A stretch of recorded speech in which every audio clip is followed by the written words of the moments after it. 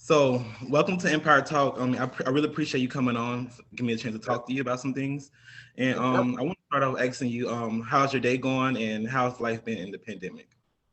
My day's going well, man. I got 1 year old and a 4 year old, so it's daddy duties all day, all night. My wife had surgery, minor thing, just correctional foot surgery, so more daddy time. You know what I'm talking about? But yeah, man, it's good. Oh, that's good. Mhm. So, have you been tell me your experience that you've been going through during this pandemic? 'Cause I know we all have been going through our personal journeys and experiences, and I know I have myself, and I know a few things that I have been, challenged with mental health. Because I know I was working more in the beginning, right before things were happening, then I had to pause a lot on my jobs and things. So, how was that for you? Well, it's interesting you say that. Right before the pandemic started, um, I had just had my second child. Okay. And it's kind of just gave me a more drive and determination to kind of go after everything that I wanted. It's kind of funny because I've been an actor since I was 10 years old. Um, Professional actor since I was around 12. Okay, that's when I got my first regular series role. You know what I mean? And my parents were entertainers, so it's all I knew. But it was also very normal to me. You know, Right. um, we went through a lot. My parents had money. Then my father went to Africa during apartheid, which was a big no-no in the U.S. When he came back, he was blacklisted. So his Okay. record sales dropped, his performances dropped, the money dwindled. Right. And he kind of went on the road a lot to kind of chasing the money. My parents wound up divorcing, we wound up being homeless. Hmm. Um, and still I was at a young age to where that was all normal to me. You know what I mean? Right. It was my reality. So going from place to place and house to house and having different addresses and different, to me it was exciting. It was like, oh wow, new toys. Ooh, oh, we leave those and we got to run and get on to the next one. Or we go to bad check, now we got to go to another hotel. That Right. type of mentality. So by the time I got to age 12 and I could have my mom quit working her two jobs, it was a big deal for me. She Hmm. became my manager. So then, I kind of grew up at an early age. You know what I mean? Right. So, it was fun and games for a while, and then it was just work. And that was age 12. I'm now age 44. You know what I'm saying? I've been in the business strong and consistently, thank Man, it's a God. blessing. Yes. It's definitely a blessing. But I didn't have kids till I was 40. You know, Okay. so at age 40, I had my first child. And when I had right when my wife was pregnant with him, I had the first drive. My first, like, you know what have I not done that I don't want to be talking to my son about and saying, yeah, and it's music. And I've done a lot of music, and I've my parents had the musical background, and people hear my music and they're shocked. They're like, damn, I didn't expect that. It's not that we Right. think we be any good. It's just that, where has this been? If Yes. it's this good, then why haven't you dropped the album? Why haven't this and that type of thing? And I kind of had a future conversation with my son, thinking, what if I tell him, your dad could rap, and he's like, yeah, right. When did you ever put Mhm. out a solo album? I never heard anything. So I used that to put out my first album, first solo album. Uh, and that was kind of like my drive with him, right? And then with my second son, it was me getting behind the camera, producing. Right. So Because you I've been play on a many series, hats. Yes. right? So I had a series, been on a series called Family Time for the Bounce Network for about 9 years. We've got Hmm. 91 episodes.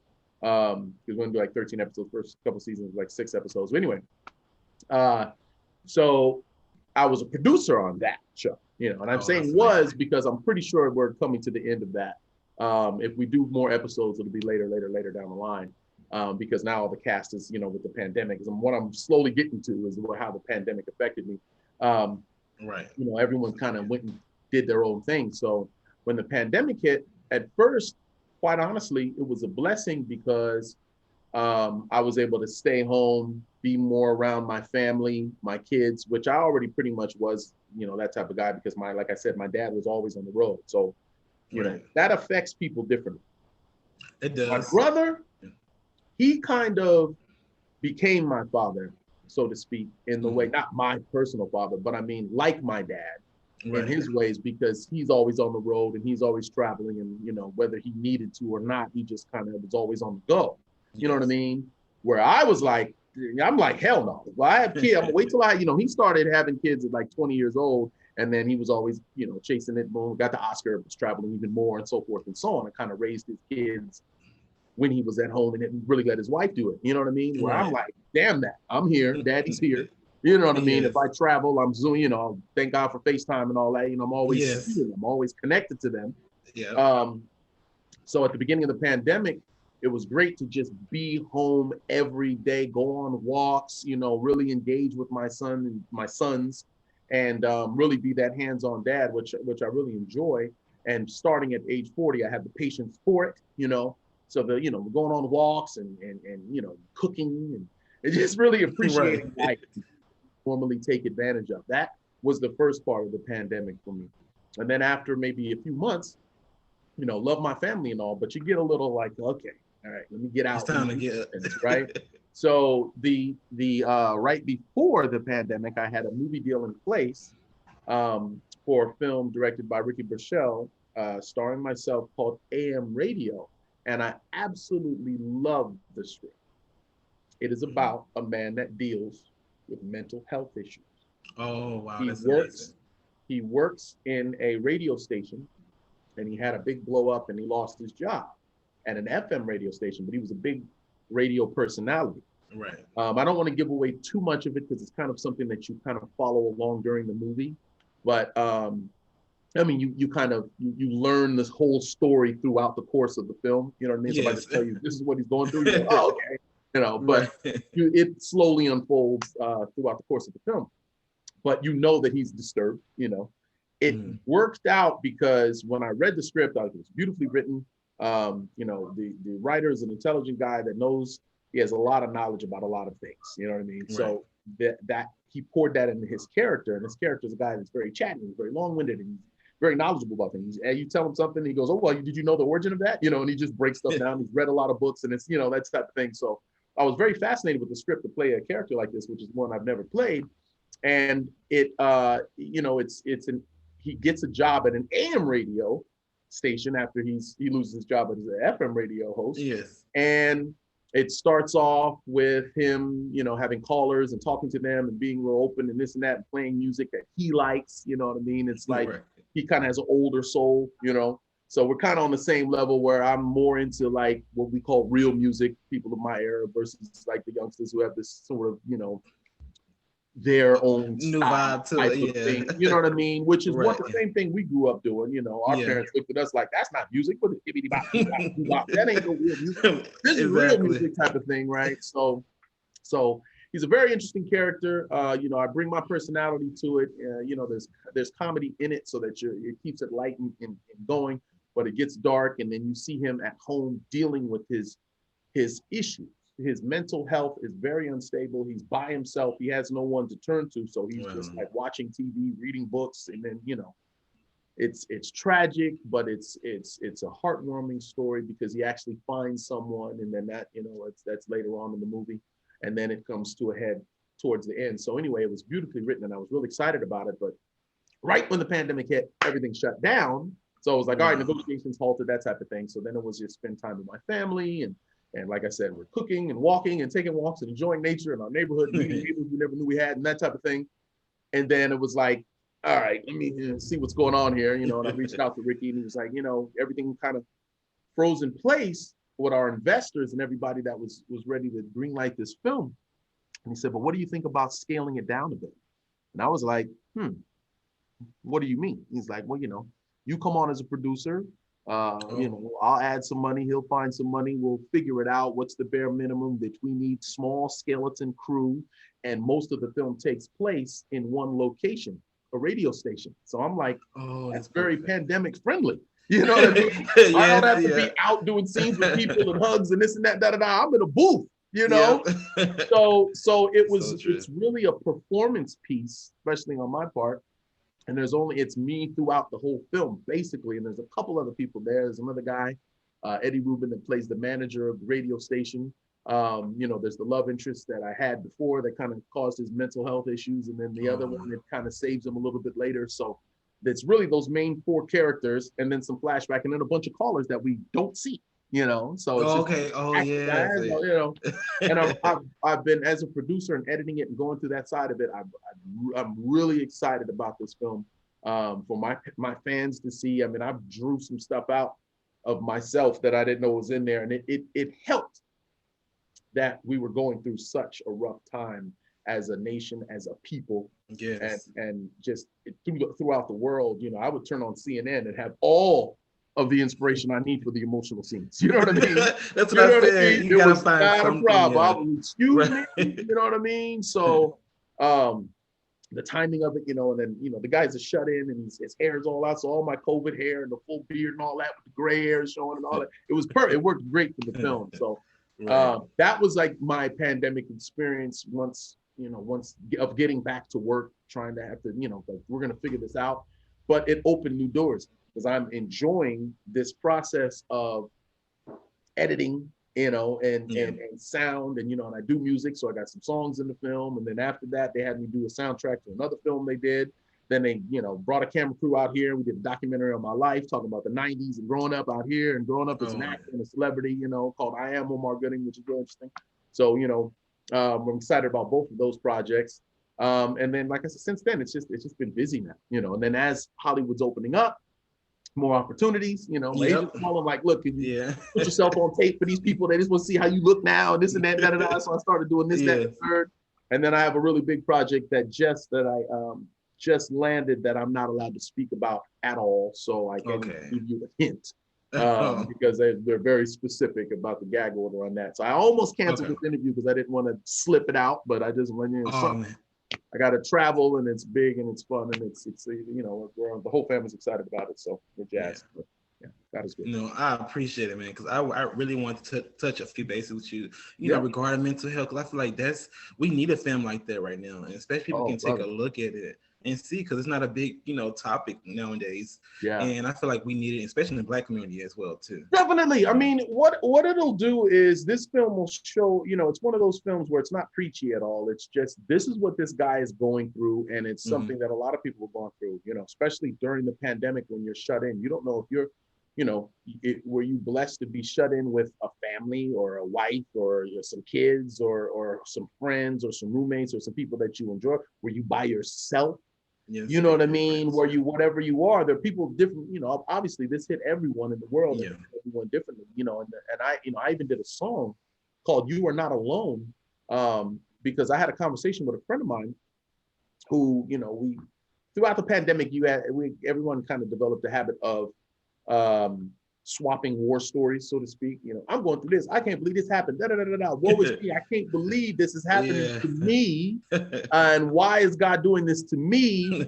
And no one realizes that it's not just you. Like, It's everyone is going everyone. through their own type of hell. You know what Yes. I mean? And that's where I came up with the idea, the concept, and wrote this entire song about called You Are Not Alone. It ain't just Mhm. you. It ain't just you that it's happening to. There's other Right. people, other places it's happening to. You know what I mean? Everyone. And I think the message in that song will help people to just kind of realize that, like, damn, okay, I didn't think about that. You know what I Right. mean? And I'm hoping, and of course with the film as well, it just makes the person go, oh, okay, like with the film Baby Boy we did, where the character I played is a brother who's out, he's in prison and he's out and he's so frustrated because he may have made his mistakes in the past, but he's not even getting a chance to correct them.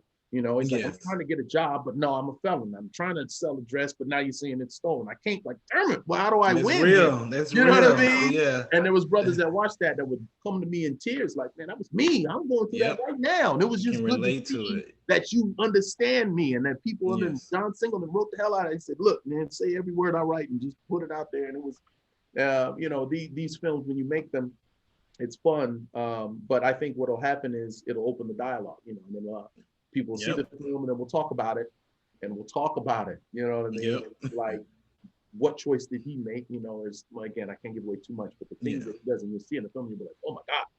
But that's where his mind was at, you know. And then by Right. the end, you're hoping, you know, not everyone gets an angel or somebody to help them out or reaching hand, you know, and you think you're alone, but we're not. So, you know, you just got to know calling a man upstairs. Sometimes just quiet yourself. If it's meditation, if it's prayer, if it's somebody that you know that's wise or that makes you laugh or just whatever it is, you know, like me and my sister, we're going through anything in the family, and it's like she can't talk to anybody, I can't talk to anybody that relates, but we're the same person, just different gender, same mother, same father. We're the same, just like about 10 years apart. That's just all it is. So we talk to each other, we get it, and we laugh and we crack jokes about everything, and that's my therapy. That's her therapy. That's we just us talking to each other. So it's important to have someone like that. But you know, at the same time, I think you know there's a lot of tools that people can use. We just have to make them available to everybody. People just have to realize, you know what I mean? Like I you know, again, I get long-winded. You have to cut me off sometimes. Oh no, you good. But like I went out of I filmed in Thailand for 13 weeks, and I was out there so long that I didn't even think I was going to make it home. It just felt eerie after a while. Like it was just so long. And then when I got back home 2 weeks later, a tsunami hit, wiped out happened. Remember that big tsunami that happened in Thailand? Like I was out right before it hit, and it was so eerie. But I came back with such an appreciation for the lifestyle that we have. Like, I don't care if you're in America. I don't care if you're living in a box. Your box is like a palace to these people in these third world countries. Exactly. People get upset and they commit suicide and they think, oh, I'm going through the work. You know, I laugh at my wife and she goes, oh, I can't believe I'm so upset that they sent the wrong base or some shit like that's upsetting. Like that's not upsetting. You shouldn't be that upset about that. You know, people, but everybody goes through some, you know, things their own way, and that's kind of like the message I think we need to put out. Yep, exactly. And speaking of Baby Boy and Peanut, how'd you challenge to play that character? Like, what mindset did you go into, like playing Peanut? That's the character on Baby Boy. Sweet Pea, not Peanut. Oh, Sweet Pea. Okay, I'm sorry. Well, it was interesting because, you know, people don't know me other than what they see me in. You know what I mean? Mm-hmm. So at the time, they all knew me for sitcoms, you know, laughing, cracking jokes, that type of thing. Right. Yes. The people around me that knew me as a human, you know, you're happy, you're sad, there's different emotions and levels to it. Normalized. Then you're a man growing up, a young man growing up in California, specifically Southern California, more specifically LA County, you know. You're around certain elements, you know. Me personally, I never was into the Hollywood thing. Mm-hmm. They say, oh, you work with such and such. You know him? You go hang out? You go to his house? No. You know, when I'm out in the streets, especially when I was younger, I didn't want to go get into a fight at a club or an altercation on the streets and have Leonardo DiCaprio standing behind me. I don't think he'll have my back. I don't know if Jamie Foxx could fight. Like, I don't know. I want the brothers that I know we done slap box, or we done got down for real, or we done got into something, and I know we can stand back to back, and he's got my back. Those are the people I hang with. A lot of them were from gangs. So I was affiliated and closely associated with a lot of my dear friend, day ones that I still mess with today, were affiliated or active gang members. So it wasn't common knowledge, you know, but it was curious to me that John Singleton and his reasoning behind it was he saw me in a film called Freedom Song. It was a TNT movie about the first sit-ins in Mississippi. Myself, Jason Weaver, and Michael Job. I was a whole bunch of us in it. And but I was in it for like that long, you know. So I asked John, I was like, how the hell, what did you see in me to make you think that I could play Sweet Pea? And he was like, man, there was one scene, you were sitting at the counter, and at the counter to get arrested, you know, we go to the lunch counter, order some coffee, and then we get arrested by the cops. And he said, we don't know what's gonna happen, you know, when you're sitting there. But you know, these kids that did this in Mississippi in real life, they didn't know if they were gonna get beat, dragged off the stool, or arrested, you know, but the point was to get arrested, so they had to sit in and so forth. And so the look was so intense because we didn't know, you know. He said that's all he needed was that one little look. I was like, what? Are you serious? And you know, he sends me the script, and it was like, you know, every piece of it I loved. You know, it wasn't like, even if he would have given me the choice of you can either be the lead or you could be the sidekick guy, the Sweet Pea character, it was like, this is the hero. This is the one. This is the role, and it's the one that I can closely relate to. Like, in another world, in different circumstances, if I wasn't an actor, if my family grew up in a low-income housing or in the hood somewhere, that would have been me, could have been me very easily, you know. Just the temper, the mannerisms, it's just like take the smiles and the laughing away, and that's me, you know. So Um, you know, it's funny. And if I ever get upset or if something happens, if I go off, I show that stuff. Oh, here comes Sweet Pea. You know, people always say, oh, he being that character. And it's like, well, it's Yeah. kind of the other way around. Um, and so, you know, I actually had a couple of instances that happened to me where uh, I could channel that for the movie, and it was therapy. Because if something bad happens to you, someone does something to you, you don't always get to retaliate, or you don't get that justice of, oh, they got Yeah. you get them back. You know, that doesn't always happen. You know, since the So true. situation Yeah. that happened to me and some of my friends, and what happened was a couple of us, a whole bunch of them, you know, we got jumped type of thing. Where I was an actor, so I always could fight, but I learned to protect this. You know what I mean? So Yes. people are surprised. You Yeah. try shit, you learn to fight quick. Yeah. You know what I mean? There's two people Right. you should know can fight. Either the ones that look like they've been in a whole bunch of fights, and the ones that look like they can talk shit, but you know what I mean? Yeah. Big fists and little wrists. You know what I mean? So anyway, so I came out unscathed. I was fine, but a close friend of mine wasn't. And there was never all right, let's load up the truck, let's go get these dudes type of thing. It just didn't work out that way. A couple of them got arrested, a couple of them are dead, and that was that. God took care of it. You know, we moved on in life, and it was always just something like, man, you know. Then I get this script, and it was like, what? So that part where he stands up and he's like, some little niggas jumped, you know, and they were younger than us too. So I could relate to the fact that they were like some like some baby gangsters that just kind of acting, you know, we were like, calm your little asses down. We don't even get, and they jumped on them. Why we fighting and all that, whatever. Anyway, though, so to get to kind of, you know, it was kind of a therapy to be able to get all of that out. So that look and that everything in him, that was me channeling that rage that I had when it happened to us in real life through the character. You know what I mean? And sometimes that's how God works. You know what I mean? Yeah. Because it was a big step for my career. It changed how producers and executives looked at me as an actor, when all they knew, just like the general public, was me being a comedian or that funny guy or the cute kid or whatever the case was. You know, now they say, oh, damn, you can shave his head and turn into a whole different guy. It's You know good. what I mean? Yeah, you can have versatility. Like, you know what I mean? Yeah. So it opened a lot of doors. Eternally grateful to the late, great John Singleton for that. Yeah, man.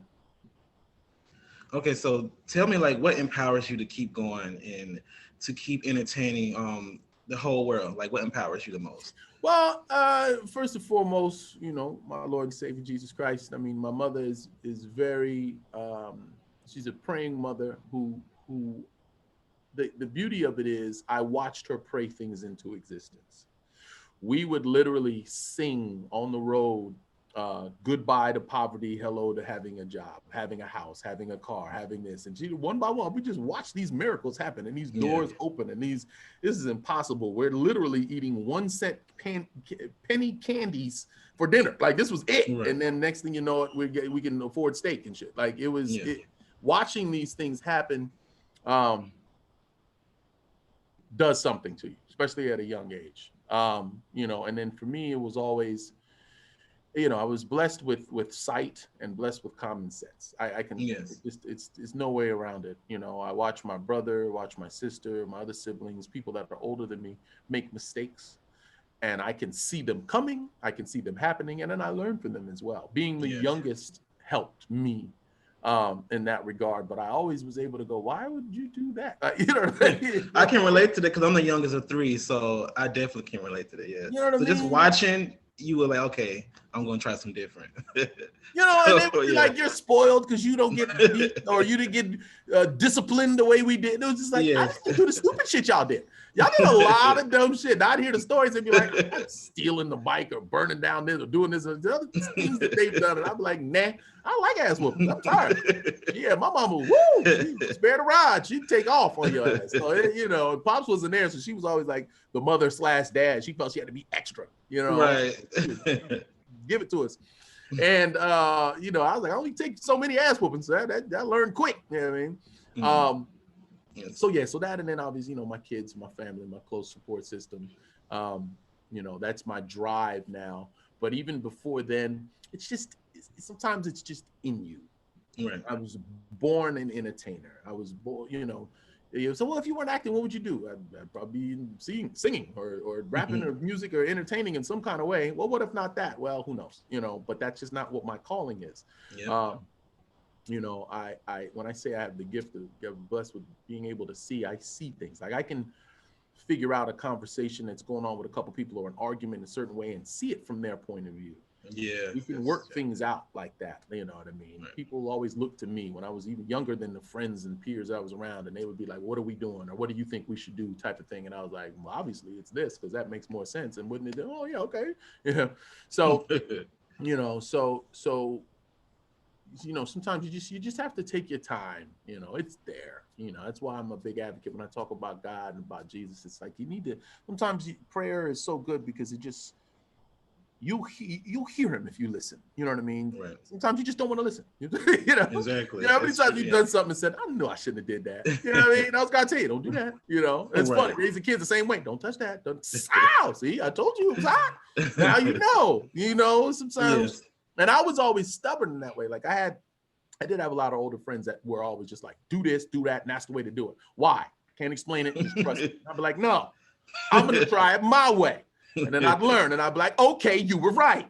But now I know. I have to, some things you have to experience. Some things you can take brother word for it. But some other things, like for me, I had to kind of do. So I get it. I get motivation. I think my dad always said, I think he got this from Godfather movie, think as the people around you think. Right. I get it. And it's not act as the people around you act, but think how they think. So you understand their motivations, and it'll help you all get along a little bit. Exactly. So what kind of advice do you give like new up-and-coming artists who want to, become an actor or actress or in the music industry? What kind of advice would you give them? Music industry? Yes, or act or the entertainment. Just entertainment in general. Mm-hmm. Know your lane. Know what you're doing it for. Know what your goal is. Some people say, well, I don't know. I just know I have something and I have to figure it out. Well, that figuring it out will help the road being very long. Now, there's levels to everything. You have to start here in order to get there. Some people get a handout. Some people know somebody that'll get you an in. You have to know that when you're, if it's an audition, something very specific. I do want to talk, because there's so many things I can say, but let me get to one specific thing here. Okay. This is one thing I like to tell people that are just starting out in the business. What you have to realize is when you're auditioning for something, there's two mentalities that you need to have. One, they need you as much as you need them. You'd be like, I doubt it. They're rich and they're blah, blah, blah, and they're just looking for the right person. No, but they're looking for something. They're not quite sure what they want yet. You have to show them. You have to say, I'm the one, and this is why. Don't just read the material and give them what they see or what they think they see or what they want. Adapt to it. Use it and say, well, let's see. If I was this person, or if I could be something like that, you know what? Let me put my own little thing on it. So now when they see you, they go, oh, okay, I didn't think about it that way. Or oh, this is him as this character. All right, cool. This is just a guide. You know what I mean? Use it to guide you, to give them, but make sure you give them what they're looking for. So all of the clues are there. The stage directions that say do this or do that, or he looks this way, or blah, blah, blah, blah, blah. If there's a word that you just can't say properly, change it. If it comes out weird and it makes you weird, or it's hard to remember, change it to something you can remember. So make it relatable in that sense. And that's how you show them your version of what it is that they think they're looking for. The other thing to think about is it's not important to be necessarily funny or too serious or too this or too that, but it is important to be, in my opinion, likable. So some people think likable is talking a lot or trying to always be funny or to tell a joke or this and that or blah, blah, blah, blah. But it's just, you have to show them that you can listen, take direction well, but also that you're someone that they want to be around for a long period of time. If you get the job, you may be working together for a long period of time. You want to work with somebody that has poor hygiene, or that talks too much, or burps a lot, or whatever it is, you know what I mean? If you have some flaws that they got to find out later, cool. But act likable, smile a lot, compliment them, be engaging, talk, you have to sell yourself. This is the person you're going to be around. A lot of people are really good at selling themselves. They're so good, they'll Yes. get the job, they'll start working, and then people will find out that they really ain't the same person that they thought they were, and then they'll get fired. Or That's then what they'll I hear get about that too. recast. Yeah, I hear about recasting. Yeah, Yeah. they'll be like, oh, that was such So and such is great. But people just, oh, he was so hard to work with. Well, then why'd they hire him? Because he had a great audition. oh, wow. You know, you get that audition, you walk in there and you just, hey man, I love y'all. Yo, you look good. That's a nice dress. As soon as you get the job. Anyway, that dress don't really like you. You are ugly. Like, damn, what happened to this nice Yeah. guy that you know what I mean? And now all of a sudden he's a dick. Or, you know, or you let it go to his head and now it's this and that, you know. So learn to sell yourself and then take the pressure off you by knowing that they need you as much as you need them. Right. So have good confidence. So I know we got to wrap up. So I want to where everybody can find your music and listen to it. And I know your latest music, your song came out with Homage. So Yeah. can you tell us? So you can buy my album right now. It's on all streaming platforms, but it is under the name Big O, and it's called The Excuse. So I will be rectifying that very soon, but I'm going to re-release the entire album under Omar Gooding so that you can find it much more easily. Right. You see the cover, and it's like I got a hat over my head. All you see is my mustache, and it's under Big O. And people are like, who?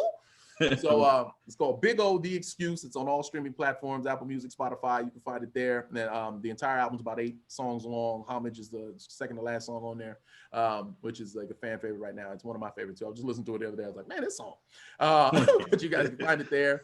And follow me on Instagram at Omar Gooding. And I'll keep you guys posted on all the new stuff. And there's a lot of it. It's going to be a very fun year. God is good.